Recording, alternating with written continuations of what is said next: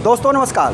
पहलगाम में आतंकी हमले में हमारे 28 लोग मारे गए और ये जो हमला हुआ है ये पूरे भारत को झकझोर दिया है। इसी के साथ हमारी काशी मर्माहत है और आज हमारे साथ काशी के लोग हैं और ये अपनी बात आपके सामने रखेंगे कि ये हमला किस तरह का है और इस हमले से अभी तक हम सीख क्यों नहीं ले रहे हैं या हमारी सरकार को क्या करना चाहिए और हम सरकार के साथ कैसे खड़े हैं। सर पहले तो आप अपना परिचय दीजिए, आपका क्या नाम हुआ? मैं अनिल कुमार जैन, संरक्षक संकल्प संस्था। सर वहाँ पे हमारी बहनों के मांग के सिंदूर उनके सामने उजाड़ दिए गए, छोटे छोटे बच्चे कराहते रहे, उनके पिता को गोली मार दी गई। जो तस्वीरें आ रही हैं वो हमको विचलित कर देने वाली हैं। इसके ऊपर आप क्या कहेंगे? बहुत जघन्य घटना है ये और इसकी जितनी कड़ी निंदा की जाए वो कम है। और हम लोगों की सरकार से यही अपील है कि टिट फॉर टैट, जैसा इन लोगों ने दुर्दांत अपराध किया है उसकी सज़ा वैसी ही उनको मिलनी चाहिए और इसमें कहीं भी देर नहीं होनी चाहिए। चौराहे पे खड़े उनको करके सज़ा देनी चाहिए ताकि आगे आने वाले लोगों को भी इससे सबक मिल सके। पाकिस्तान की जो हम लोग बात कर रहे हैं निश्चित रूप से कहीं ना कहीं उनकी शय है और कहीं ना कहीं हमारे भी कुछ लोगों को सहयोग उनको मिला है जिससे ये दुर्दांत घटना हुई है। हम एक बात ये जानना चाहते हैं कि जम्मू कश्मीर पर्यटन के लिए जाना जाता है, खूबसूरत वादियाँ वहाँ पे हैं और अब तक की सबसे बड़ी घटना है जिसमें से कि इतने जो है पर्यटकों को निशाना बनाया गया है, कभी एक साथ इतने पर्यटकों को निशाना नहीं बनाया गया। इसको लेकर के हमारा बनारस भी पर्यटन स्थल है, तो क्या अब ये पर्यटक स्थलों पर प्रभाव पड़ेगा? बहुत ज़्यादा फ़र्क पड़ेगा और विशेष रूप से तो जम्मू से कश्मीर तक श्रीनगर जो भी क्षेत्र है वो उनका सारा व्यापार और सारा रोजी रोटी ही जो है वो पर्यटन से है। और आज आप सोचो कि हम कैसे जम्मू कश्मीर जाने की हिम्मत कर पाएंगे। ये एक बहुत बड़ी घटना है और इससे जितने भी पर्यटन स्थल हैं सबकी सुरक्षा व्यवस्था हमको ज़्यादा सुदृढ़ करनी होगी। माननीय प्रधानमंत्री, माननीय गृह मंत्री या जो भी उसके लिए सक्षम मंत्री और अधिकारी हैं उनसे हम सब काशीवासी आज इस पुरजोर अपील करते हैं कि इस घटना के ऊपर जो भी अपराधी हैं उनको कड़ी से कड़ी सज़ा और तुरंत दी जाए। हम और एक भाई साहब यहाँ बगल में खड़े हैं। भाई साहब थोड़ा आगे आइए। ये घटना तो आतंकी घटना है, इसकी पूरी भर्त्सना की जा रही है, देश सरकार के साथ खड़ा है, लेकिन आप और हम अच्छी तरह से जानते हैं कि हम भी मर्माहत हैं। हमारे बनारस में भी आतंकी हमले हुए हैं, हमारा भी खून बहा है, तो क्या अभी तक हम कोई सीख ले पाए हैं? मैं संजय अग्रवाल, प्रधानमंत्री से अग्रसेन सेवा संस्थान। देखिए सबसे बड़ी चीज़ ये है कि जिस तरह से कल ये 22 तारीख को ये घटना हुई है, इसमें पूछ के उनसे मतलब उनसे धर्म, आप कौन हैं, क्या हैं, ये पूछ के, क्योंकि अभी एक कन्या का विवाह जो है 16 तारीख को हुआ था, वो लोग घूमने गए थे। बताइए 16 तारीख को जिसका विवाह हुआ हो 22 तारीख को उसके पति को उसके सामने ही गोली मार दी जाए, वो कितनी छटपटा रही थी। इसके पीछे जो भी लोगों का हाथ है वो बहुत ही निंदनीय है, बहुत ही अशोभनीय है। इसमें भारत सरकार को, हमारे गृह मंत्री जी को, हमारे प्रधानमंत्री जी को ज़रूर सोचना चाहिए और इसको उसी तरह उन हत्यारों को सज़ा मिलनी चाहिए जैसे उन महिलाओं के मांग का सिंदूर जिन लोगों ने जिस तरीके से उजाड़ा है उसको उसी तरह उनको सज़ा दी जाए। ये उनको बिल्कुल उसी तरह की सज़ा मिलनी चाहिए। सर आपसे हम ये जानना चाहते हैं कि उनको तो सज़ा मिलनी चाहिए और उसी तरह से सज़ा मिलनी चाहिए। एक खबर आई कि एक महिला को आतंकी ने उसके पति को गोली मारने के बाद कहा कि जाओ मोदी से बोल देना। तो क्या आतंकियों ने सिर्फ चुन करके पुरुषों को निशाना बनाया? इसके पीछे क्या भारत की सरकार को उसने ललकारा है? मैं संतोष कुमार अग्रवाल जी।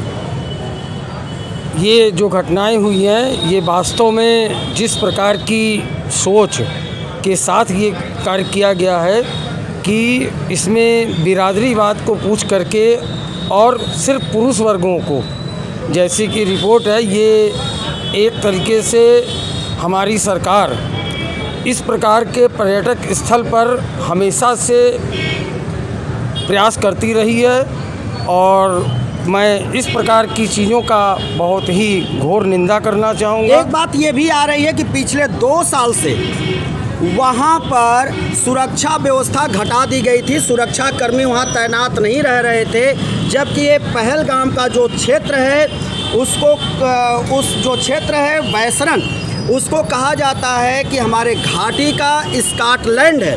तो फिर वहाँ पे सुरक्षा व्यवस्था हटा लेना, इसको आप कैसे देखते हैं? जैसा कि सभी जनता को ये पता है कि पहले भी पूर्व में कश्मीर जो है बहुत ही आतंकियों का गढ़ रहा, लेकिन चूँकि पिछले बार जब चुनाव हुआ और उसके बाद से वहाँ की आवाह भगत जो अच्छी हो गई थी, जिसके वजह से पुनः पर्यटकों का आना जाना चालू हो गया था।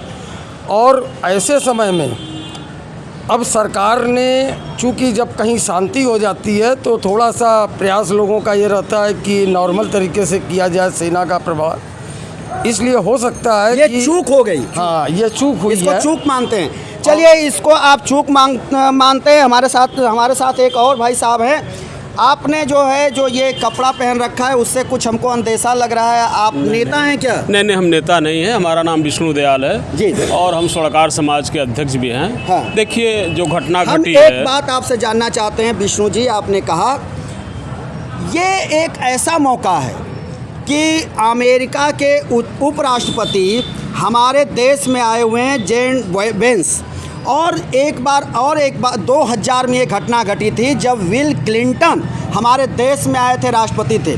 उस समय भी वहाँ गोलियाँ तड़तड़ाई थी, AK-47 तड़तड़ाया था जिसमें हमारे 30 लोग मारे गए थे। लेकिन इस बार भी हैं और दुनिया की तमाम शक्तियाँ आज ऐलान कर रही हैं कि हम भारत के साथ हैं। तो क्या अगर भारत के साथ तमाम शक्तियाँ हैं तो हमको क्या करना चाहिए?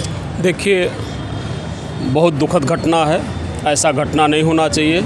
लेकिन सरभरोसी की तमन्ना अब हमारे दिल में है, देखना है जोर कितना बाजुए कातिल में है। निश्चित तौर में अब सरकार को बड़ा एक्शन लेना चाहिए, इसलिए कि जो घटना घटी है ये असहनीय घटना है और पूरा देश इस समय गुस्से में उबल रहा है।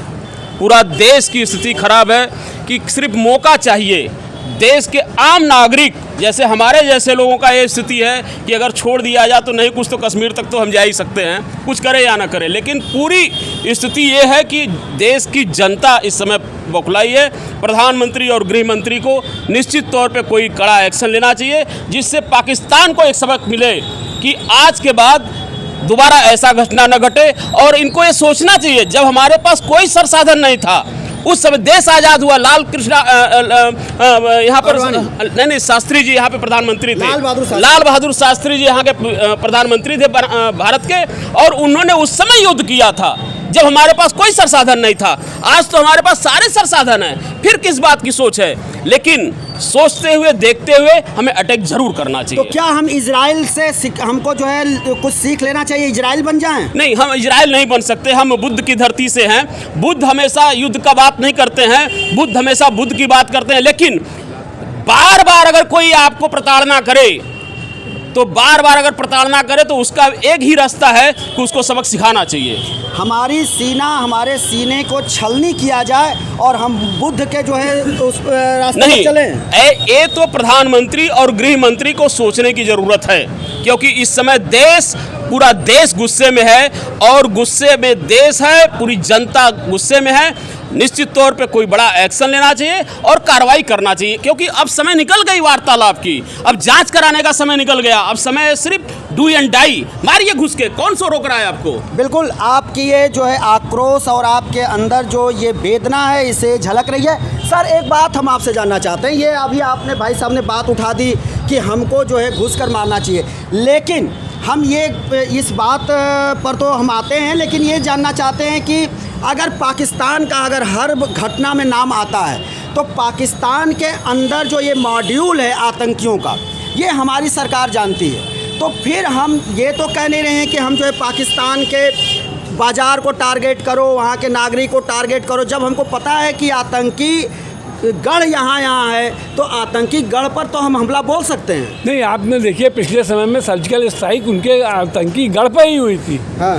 और लेकिन देखिए अभी तक जहाँ तक हम लोग प्रधानमंत्री और गृह मंत्री की बात कर रहे हैं, घटना घटते ही गृह मंत्री जो है इस समय कश्मीर में है और प्रधानमंत्री भी सऊदी से अपना दौरा रद्द करके अपने दौरे को बीच में छोड़ के आ रहे हैं। निश्चित रूप से बहुत गंभीरता से ले रहे हैं, लेकिन जो इस समय जनता के मन में आक्रोश है, अब हम तो अपना आक्रोश ही प्रकट कर सकते हैं और सरकार से यही अनुरोध कर सकते हैं कि इसके खिलाफ कड़ी से कड़ी कार्रवाई की जाए।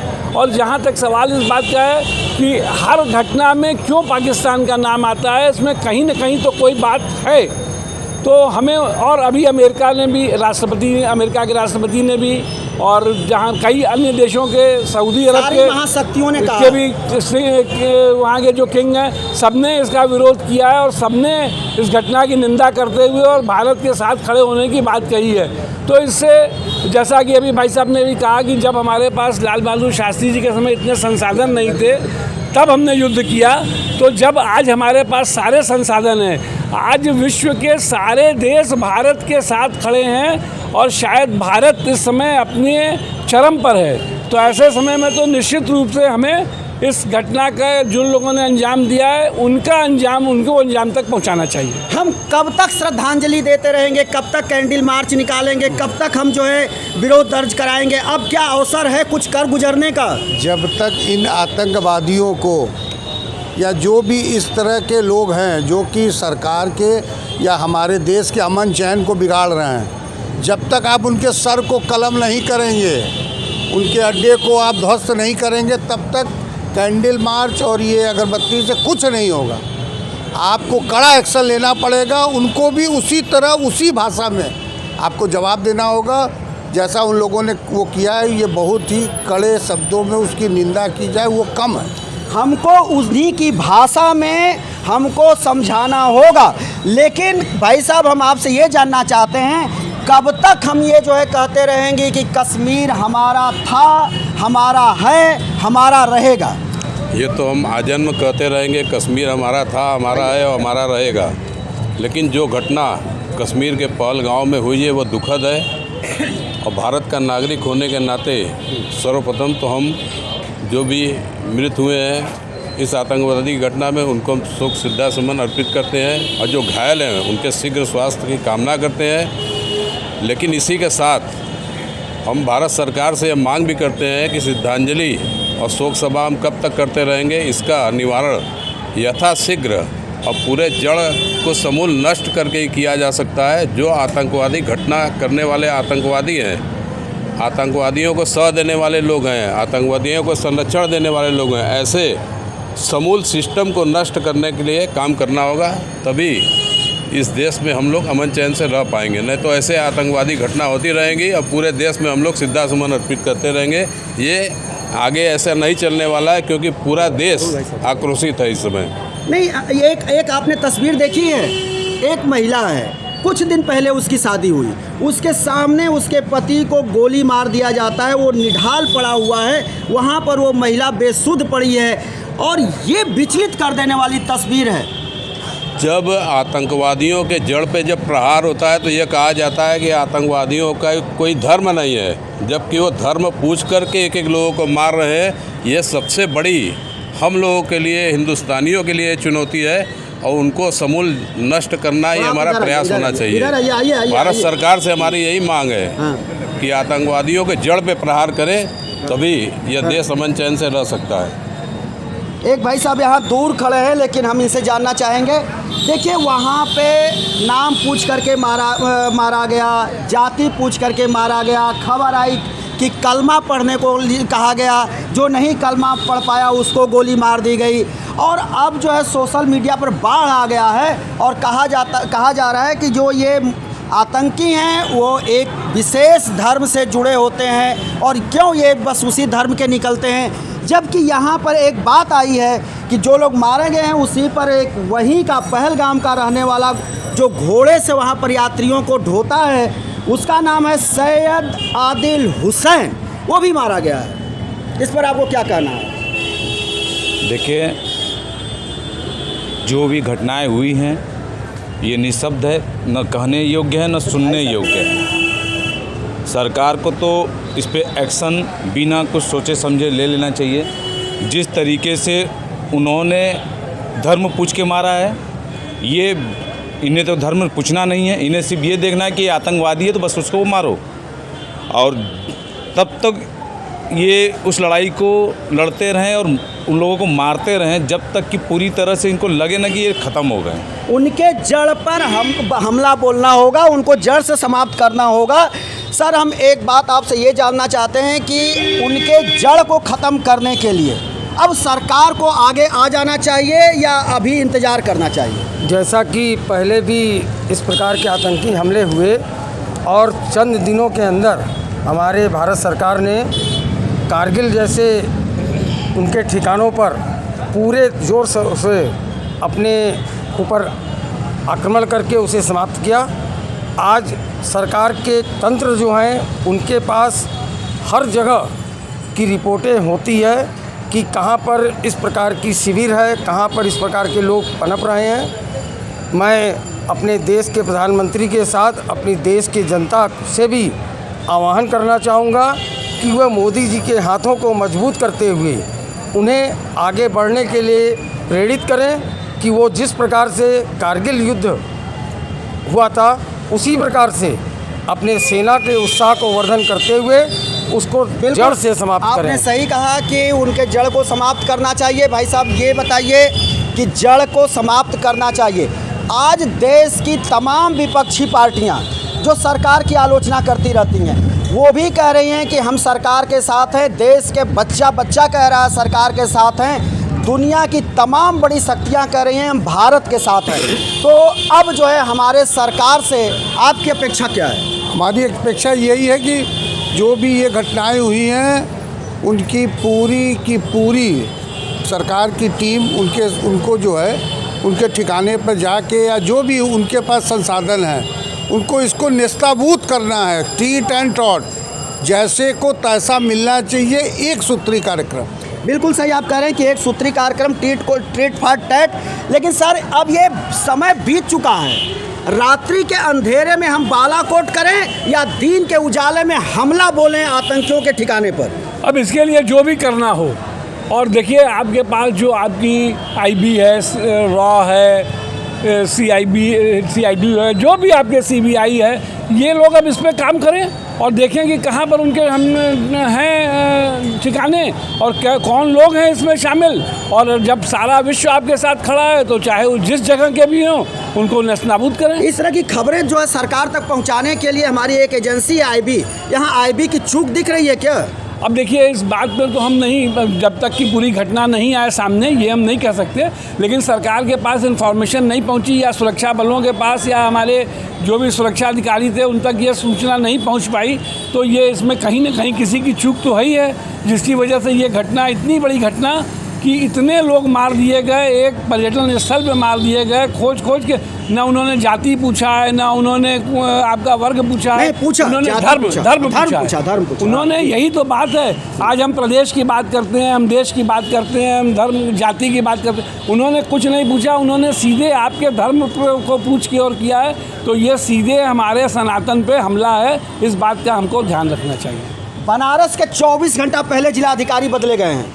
बनारस कभी अछूता नहीं रहा। आतंकी हमला यहाँ भी हुआ है, संकट मोचन पर हुआ है, घाट पे हुआ है, कैंट स्टेशन पर हुआ है और इसमें हमारे कचहरी में हुआ है। कई लोग हताहत हुए।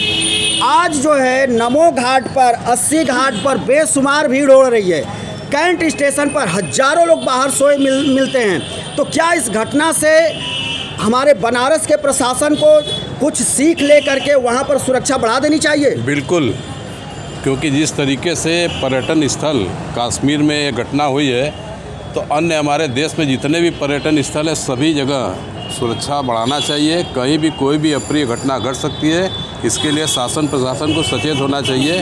और देश के सरकार को हम ये कहना चाहेंगे कि एक ढिंढोरा ये पीटना बंद कर दें कि हमारे देश से आतंकवाद ख़त्म हो गया, अपराध ख़त्म हो गया है, क्योंकि अपराध आतंकवाद बराबर होता रहा है, होता रहेगा। अगर इसी तरह देश की सरकार नहीं चेतेगी तो कड़ा एक्शन ले ताकि आतंकवाद समूल नष्ट हो जाए, तब तक उनको एक्शन लेते रहना चाहिए। एक लास्ट बस केवल सवाल आपसे है कि आज जो है देश के तमाम राजनीतिक दल जो रोज़ जो है संसद और संसद के बाहर सरकार को घेरते हैं, लेकिन आज सरकार के साथ वो खड़े होने की बात कर रहे हैं, तो आप जो है इसमें कहीं खामी तो नहीं देख रहे हैं? नहीं, निश्चित तौर पे कैमरे की तरफ देखिए। जब जब देश की बात हुई है, देश में जितनी राजनीतिक पार्टियां हैं, सारे पार्टियां की सरकार किसी की रही हो, सरकार के साथ रहा है।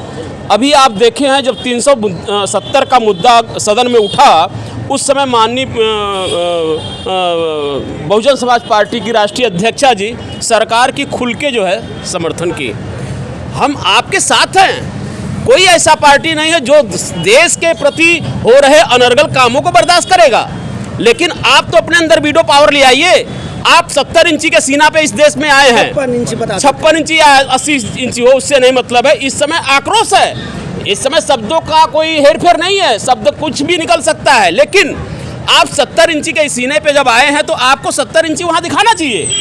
कैसे आपके तंत्र में लोग घुस गए, आपको तब मालूम हो गया। आप अटैक किए, सर्कुलर स्ट्राइक किए, उस समय आपको मालूम हो गया कि यहाँ आतंकवादी हैं। इतनी बड़ी घटना घट गई, आपके तंत्र क्या सो रहा था? हम तो कहते हैं कि हम जो है आर्थिक रूप से जो है दुनिया में 5वें पायदान पर आ गए हैं। हमारे पास राफेल है, हमारे पास सब कुछ है हमारे पास। हम अपने आप को विश्वगुरु कहते हैं। किस काम का विश्वगुरु? एक तिनका सा आदमी आता है, 20 लोगों को मार के चला जाता है। किस बात का विश्वगुरु? अगर विश्वगुरु आप हैं तो उसको बॉर्डर पे ही सुला दिए होते। हम हमेशा एक तो छुरी लेकर के नहीं जा पाते हैं, वैष्णो देवी दर्शन करने जाते हैं तो छुरी नहीं जा पाता है। इतनी बड़ी हथियार आपके अंदर कैसे आ गई? कहाँ थे आप? ये सवाल जायज़ है, लेकिन हम ये जानना चाहते हैं भाई साहब आपसे कि ये सवाल जो भाई उठा रहे हैं कि हम नहीं कुछ ले जा पाते हैं, लेकिन वो इतने बड़े हथियार लेकर के आ जाते हैं और यहाँ घटना को अंजाम दे देते हैं। ये तो उनका भी कहना एकदम जायज़ है, उसका मैं सहमत करता हूँ। और आज हमारा देश के साथ जो आघात हुआ है उससे पूरा देश मर्माहत है।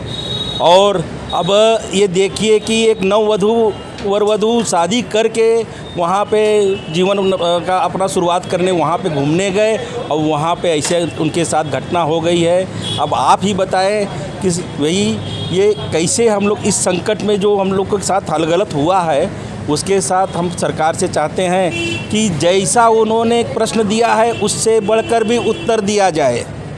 ये बिल्कुल सही बात है। अब जो है देश का बच्चा एक एक नागरिक सभी इससे जो है मर्माहत हैं। उनकी एक ही आवाज़ है कि ट्रीट फॉर टैट। अगर जैसा हमारे साथ हुआ है वैसा ही हो। अब ये नहीं चलेगा कि हमारे जो है दर्जन लोग मारे जाएं और आतंकी सिर्फ 2 मारे जाएं। अब ये देश में नहीं चलेगा। अब देश की ये आवाज़ उठने लगी है कि इनकी कमर तोड़ी जाए और सीमा पार जहाँ जहाँ इनके मॉड्यूल हैं उनको निशाना बनाया जाए। हम फिर इसी मुद्दे पर बनारस से वीडियो करेंगे। तब तक के लिए शिवमूर्ति दुबे को दीजिए इजाज़त।